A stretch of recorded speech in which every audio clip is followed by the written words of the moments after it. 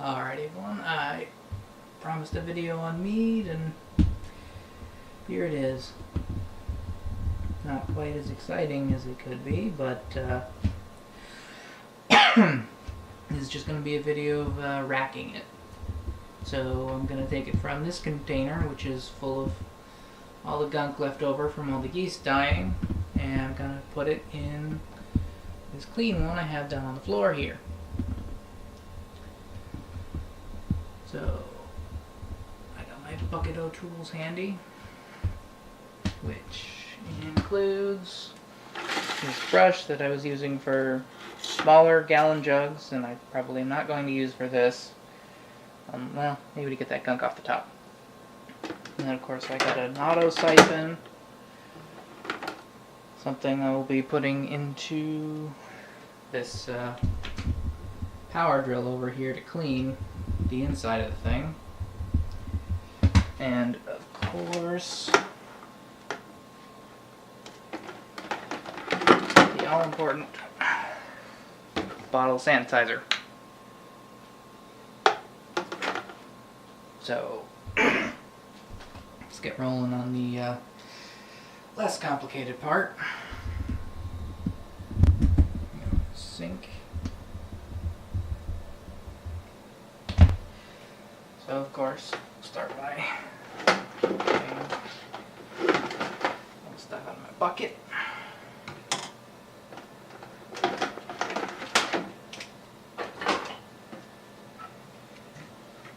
Are you clean?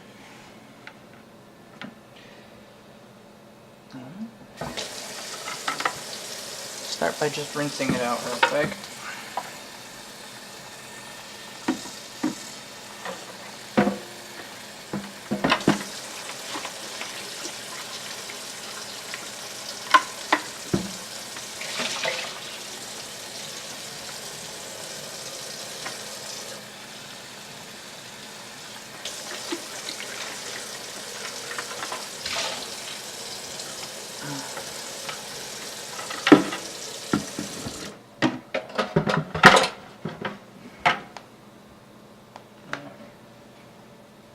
So a quick thing to say, this is a no rinse sanitizer, so what you're supposed to do is just mix it up with some water, put it in the jug, dump out the excess, and basically just leave it in there. And it coats the inside of the glass and keeps anything from being able to grow there. So 1 ounce would be for a 5-gallon batch. Well, 5-gallon, yeah. If I was going to make 5 gallons of sanitizer, this stuff is meant to be diluted. So this is about a 2-gallon bucket. I'm going to spitball to about half that.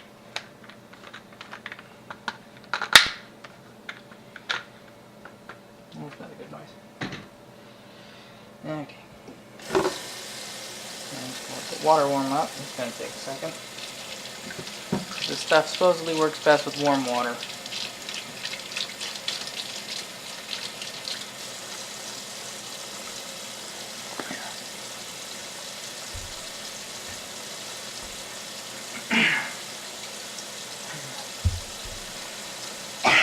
I guess while that's going, I will turn this back over here and just, I don't know, crash course in Mead. So this particular mixture is just, well, mostly your basic honey, water, yeast mixture, although I put in some, what do they call it? Fermax, which is a yeast food sort of thing. You get the yeast started so the bacteria starts growing and reproducing, and you get as much yeast growing in there as possible so it can ferment all the way through. Now you'll notice it's still fermenting at the moment, so it's still going to be bubbling.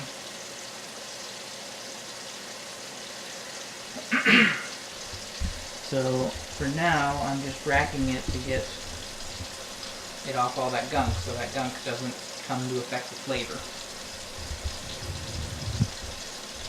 Okay. warm yet?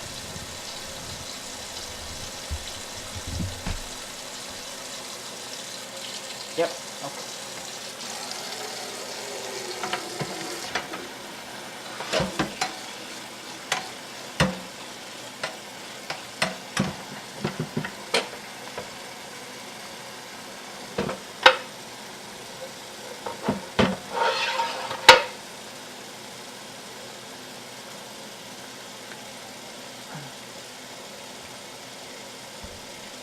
Okay.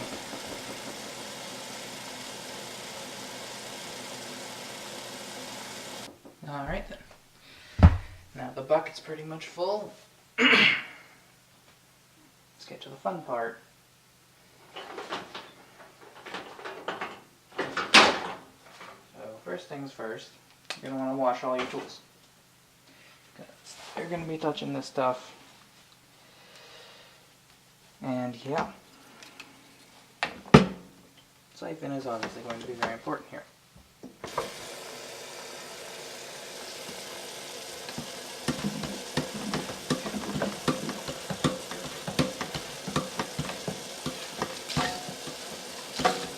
Damn it.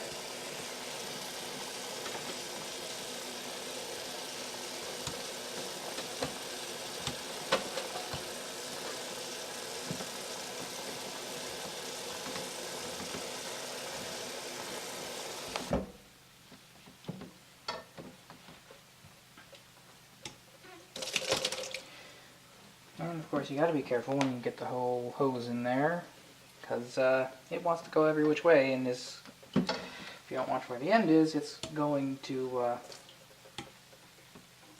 spray that water everywhere.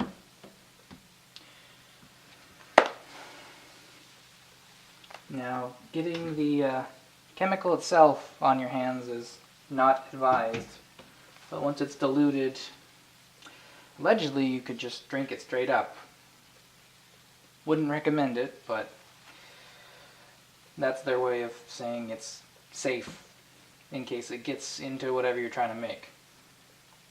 It breaks down over time.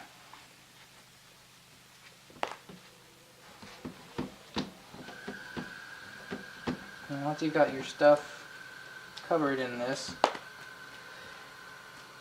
you want to leave it sitting for about a minute, so they say, for it to have its full effect.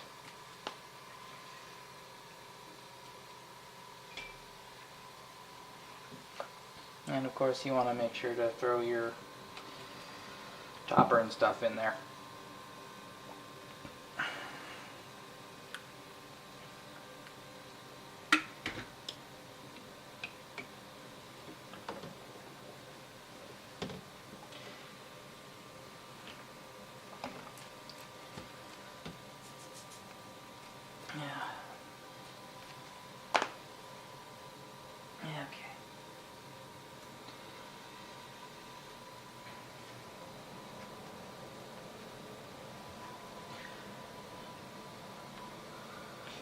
So in the meantime, what I'm gonna do is just kind of rinse this guy out in case there's any dust or something collected in the bottom before putting the actual cleaning chemicals in it.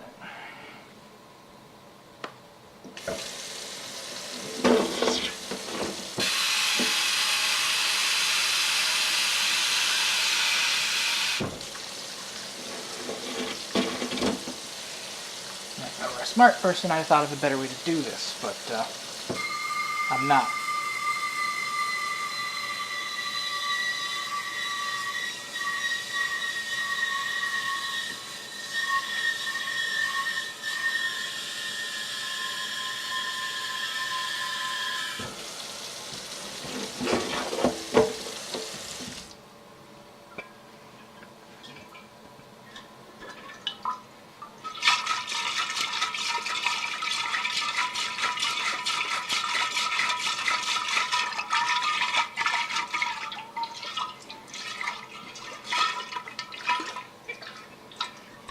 Yeah.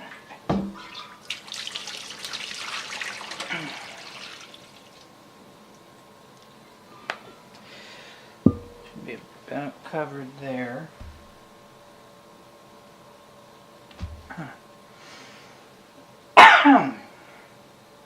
Okay.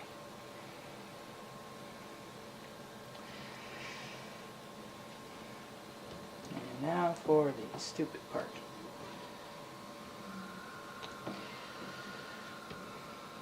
I'm just going to use the siphon to get some of this cleaning solution in here.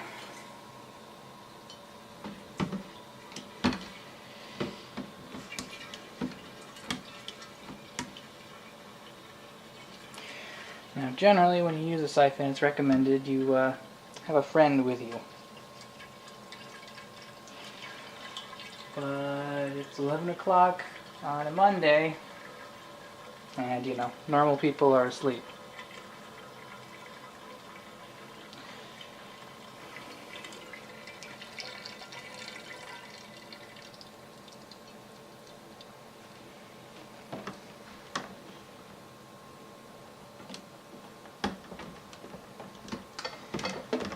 Alrighty, now let's slosh this around.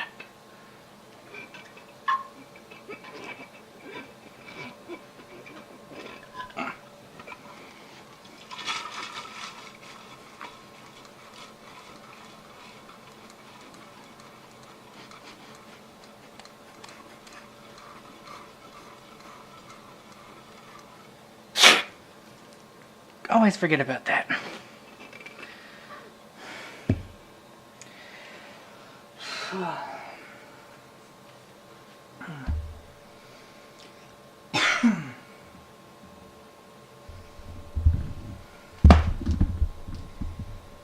Okay. Just gonna leave that sit for a bit.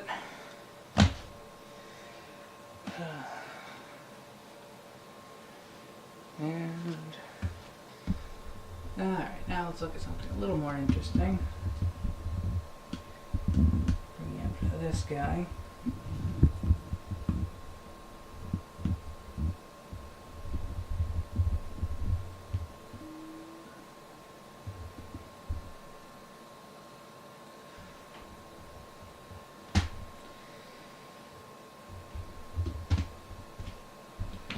And then pop the cork, because I don't know what this has turned out to be.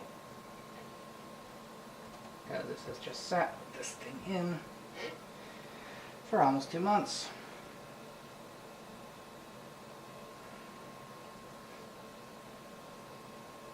What do we got?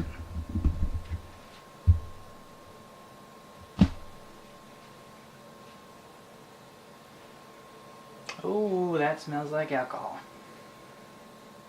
And I wasn't aware those deformed quite that way. Interesting. So I'm just going to take this guy and chuck it in the water. Okay, so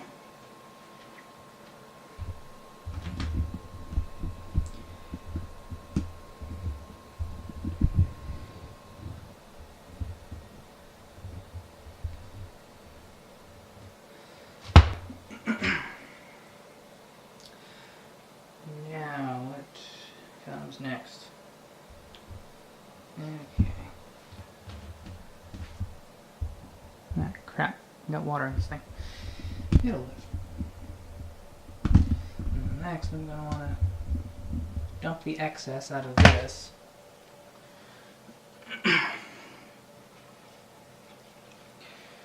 Swirl through.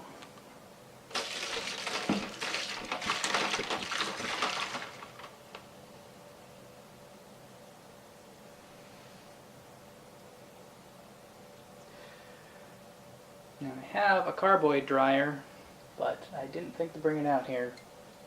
So whatever. Doesn't matter, this stuff floats to the top anyway.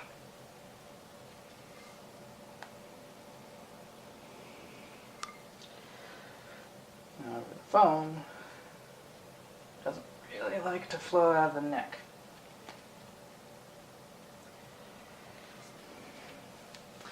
But whatever. They can just fill it so it all flows out.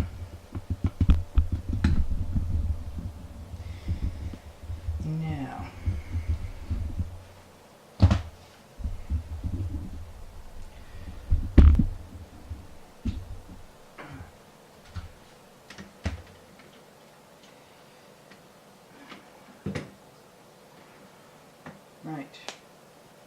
I need to go find, what's it called? Siphon clip.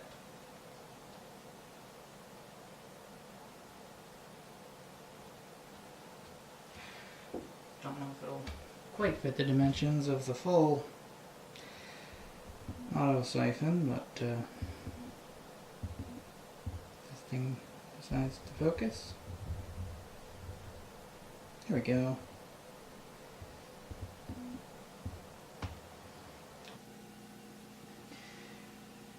Now, I am not very careful, so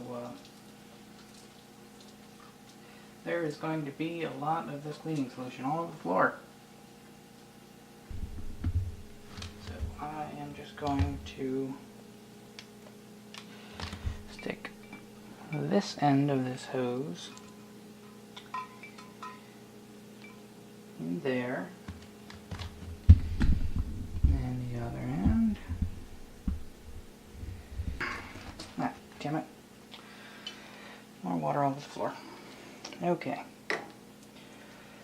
So, something like a siphon, what you're trying to do is pull the liquid from the middle, so you're not disturbing the gunk on the bottom or pulling the gunk off the top. So for now, I just have this clip set to the middle, and then I can focus on more detailed stuff later.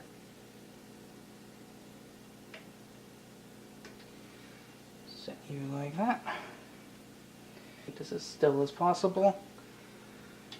And fire in the hole.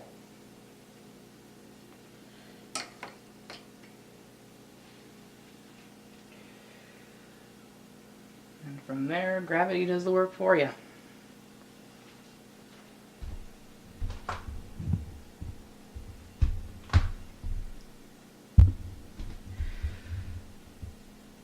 You can sort of see it emptying, and you can sort of see this one filling. I guess the emptying is going to be a bit more interesting to watch.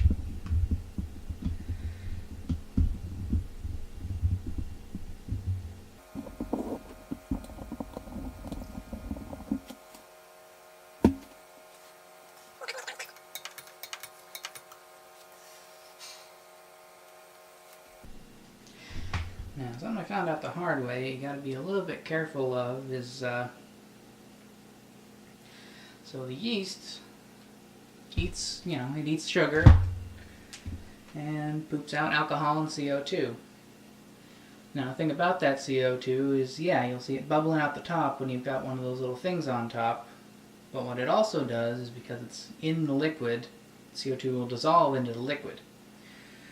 So if you are not careful, what can end up happening is a nice little geyser of your alcohol, similar to when you drop Mentos in Diet Coke. All of that dissolved CO2 suddenly releases.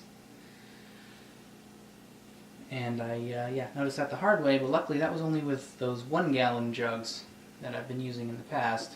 So there really wasn't much of a mess to worry about. I could keep that over the sink or put a towel down, it was no big deal.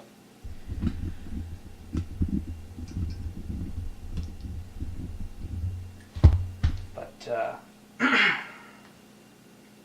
with this, it's a serious danger, because that could blast the ceiling and make more of a mess than I could get with my towel here. Slide this puppy in a little bit further.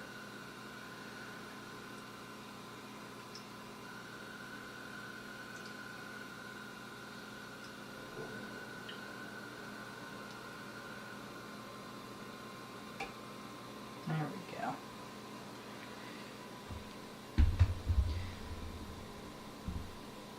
Oh boy. There goes some of the crud falling off. Can I zoom in on that? Well, I can see it.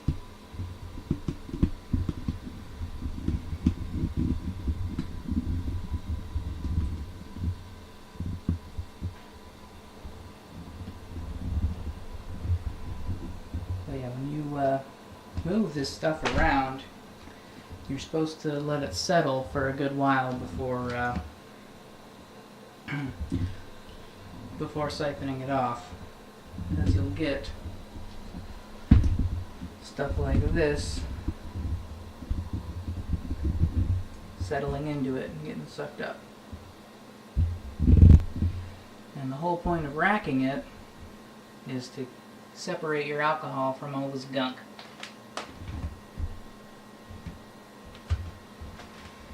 Because this gunk can give you some off flavors. I'm told it's usually something like bread. But I am not what you would call a connoisseur of mead. So I don't particularly care. I'm not trying to make anything special here. I'm just trying to make something alcoholic.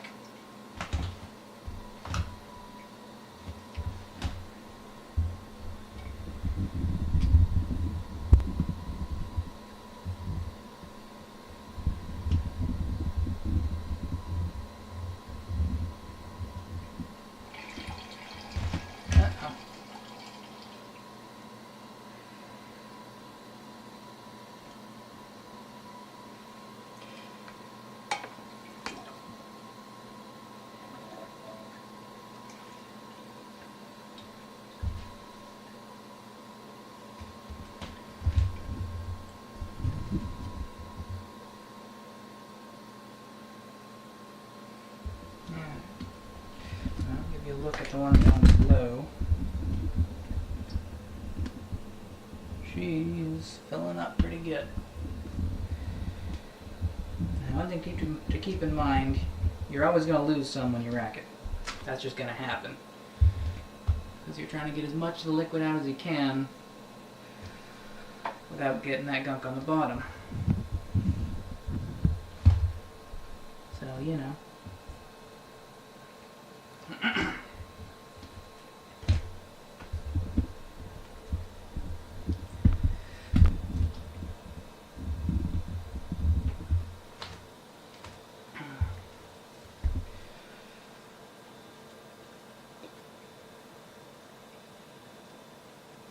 Oh, there we go. So that's a thing I just allow to happen.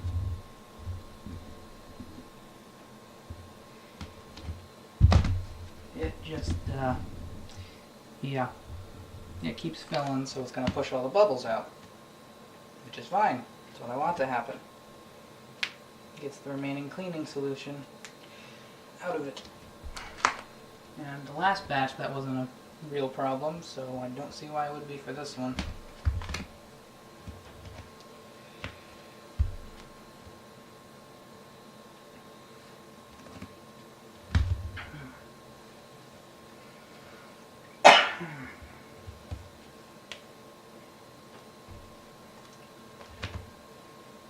Getting on them again. They're still pulling. How far down are we?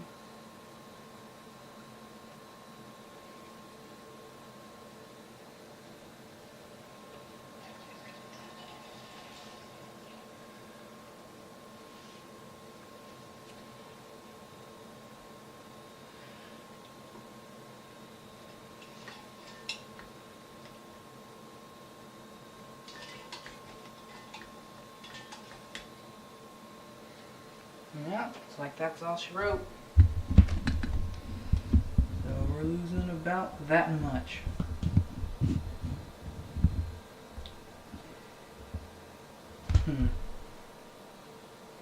Alright then.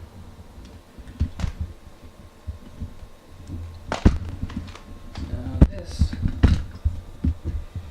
that's what's left of that batch.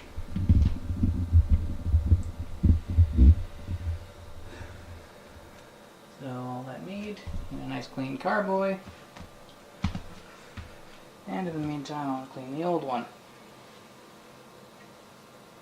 Just gotta be careful about this, because don't want to lose too much of this stuff on the floor.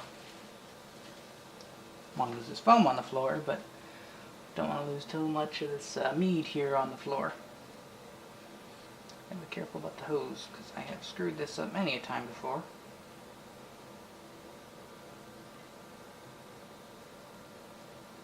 There we go, there's the end.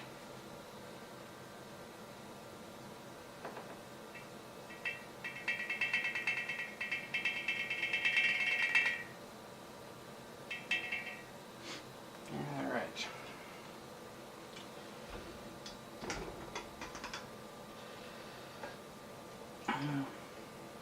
Now these glass carboys here hold about, when I bought them they said 5 gallons. So that should be what we're looking at here. Now I'm just going to stick my siphon back in the cleaning solution here. So, there's a cap. And there is our little bung. It's fun saying bung. Probably doesn't need to go in that deep, but problems for later. Found me a Sharpie. Some masking tape. And come on, masking tape.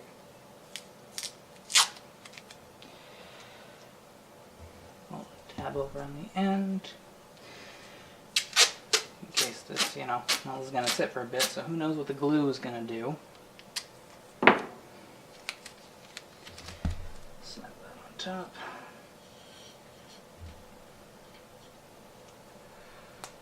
Okay, so you are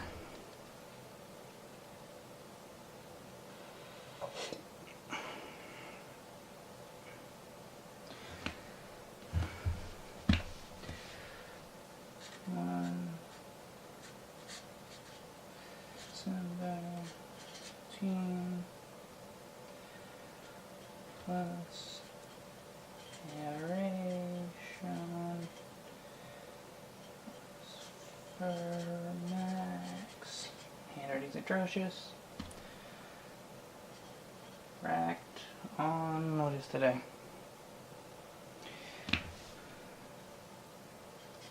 21 Jan 19. Okay. Thing I didn't think about was that I need to take the handle off this carboy and put it on the other one. That's not that hard to do. It's a wing nut.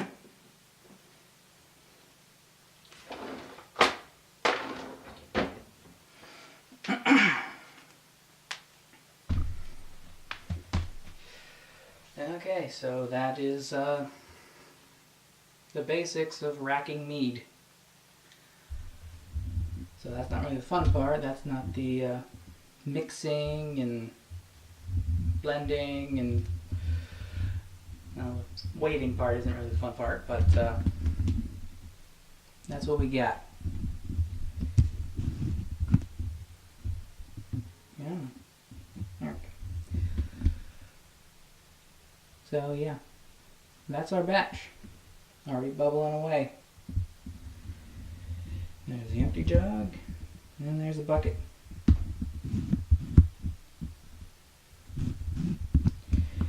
And I'm just going to clean this thing,